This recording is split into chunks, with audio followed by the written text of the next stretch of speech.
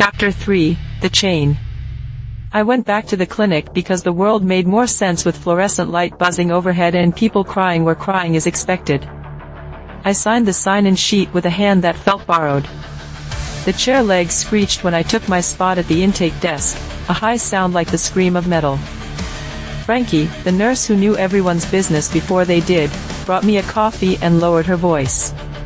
"You hear about room 4 last week?" She meant my office. I nodded. She squeezed my shoulder.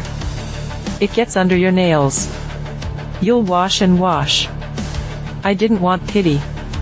I wanted information. In the files, the woman had listed a boyfriend, a friend, an ex-professor.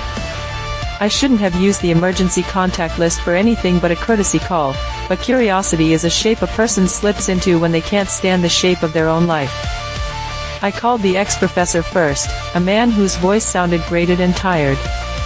I tried to tell her it wasn't real, he said, as if we were mid-conversation. But then it turned up in the lecture hall at noon. 100 kids and only I saw it. Smiling at me from the back row. After class, I found a note on my car. No words, just a curve drawn in thick black ink. "Have you been sleeping?" I asked. He didn't answer. "Has anything unusual happened to you since she died?" He went quiet enough that the line began to sound like a seashell. "I didn't watch," he said finally. "When she called, when she said she was going to do it, I hung up. I didn't watch. That's why it picked you." I ended the call with a mouth that couldn't make the shape of thank you. From there, the story spread itself out like a map. I followed threads I had no right to pull. A sister in a different town who said her husband had fallen into a darkness no doctor could name after he witnessed a coworker's final act. A barista who'd quit because she saw a customer smile with a mouth that didn't stop when it should. A social worker who now wore a thin silver ring etched with tiny lines that might have been teeth.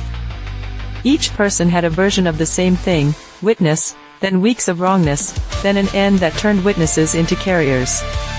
It isn't that the thing needed a death, I realized. It needed an audience. It craved the way our eyes bless a moment with reality.